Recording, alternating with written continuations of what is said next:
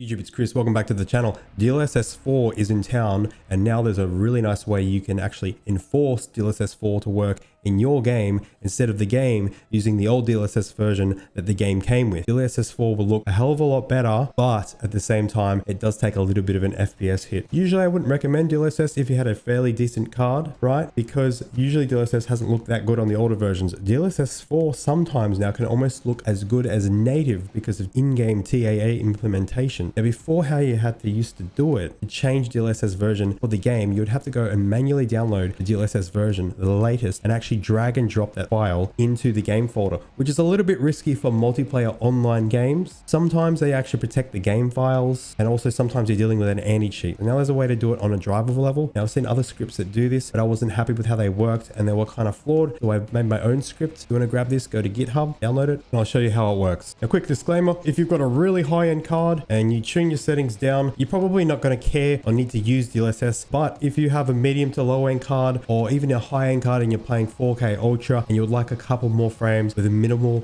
image quality loss, DLSS 4 is very, very nice to use and enforce in all games. Links down in the description. Go down to Linktree, click on Linktree. In Linktree, find GitHub, click on GitHub, and it will take you to this page right here. Scroll down a little bit, click DLSS 4's latest. Here's some information on it, but I'm kind of covering it in this video. So requirements, obviously we need an NVIDIA graphics card for DLSS, forcing the latest version, an updated graphics driver, because the reason for that is this is the folder when you install a graphics driver and it has all the DLSS versions in it. Obviously, if you're using a driver from maybe, I don't know, 8 months ago, it wouldn't enforce DLSS 4 because DLSS 4 wouldn't be that version in this driver folder. So ideally you want to get on the latest updated graphics driver to enforce DLSS 4. And also we need a game that actually supports DLSS to be able to use it. Why and why not? Like I've said before, DLSS 4 looks way better than DLSS 3. And it's actually something I'd consider now, especially if I had a medium to lower end graphics card with even a high end card, because a lot of AAA titles are really hard and demanding to run nowadays, but you do lose some more frames with DLSS 4 and compared to DLSS 3. Click code. Let's click download zip, and then it'll take it straight to our downloads folder. Let's extract this right here. We'll extract all. Open this. Now you're going to need to run the allow scripts option because a lot of you wouldn't have used my guide and the files will be blocked and you won't be able to use PowerShell scripts. This will take care of that. Some of you will get administrator prompt. Press yes for the administrator prompt. Click 1 and then click enter. So what that is going to do here is it's going to unblock all the files in here and also allow you to run PowerShell scripts. When you go to files folder, here's the script here. So let's right click the file and go run with PowerShell, and we'll have a nice little menu here. Number 1, we'll force the latest DLSS version in the driver. So here are the driver files. You don't need to worry about where this is. I'm just showing you in the video, and that'll be doing it through inspector through a script method because it saves a lot of time. So in the future, let's say you wanted to use this script. Let's say DLSS 5 comes out in the future and you're on the latest graphics driver. This script will work. Most of you will only need to use option 1, and then if you want to confirm you're on the latest DLSS version, you can use option 3 before you open the game. So when I enable it here, it creates the registry key. As I refresh it here, you can see show DLSS indicator, and to remove the overlay, just simply number 4, it will actually delete that value here. So I'll refresh registry and that value goes away. That's how the overlay gets toggled on and toggled off.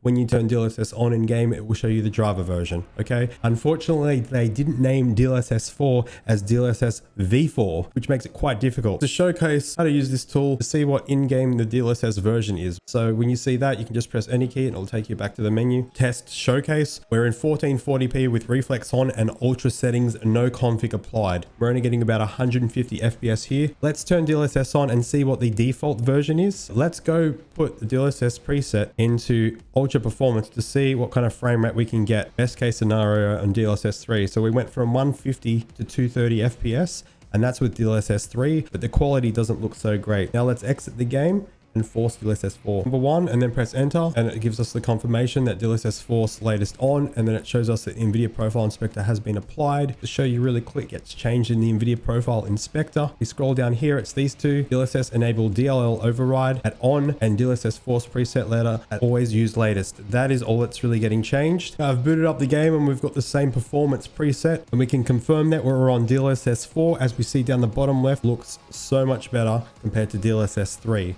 Now we're only getting about 215 frames here. That might be quite a little bit more of a hit on you guys with lower end graphics cards.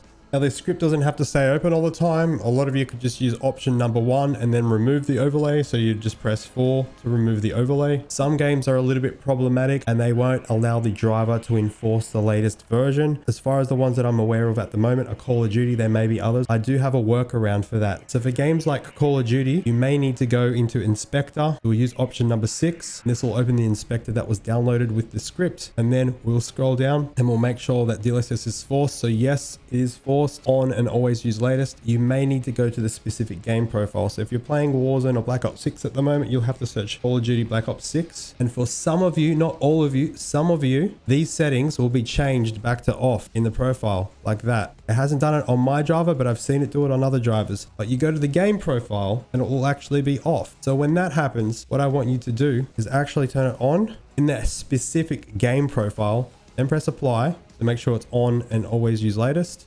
Press apply up the top here and you can close inspector. Then I want you to use the read only option. This will set the config for NVIDIA settings to read only, the config files, so that way the game can't change them and it will actually enforce it.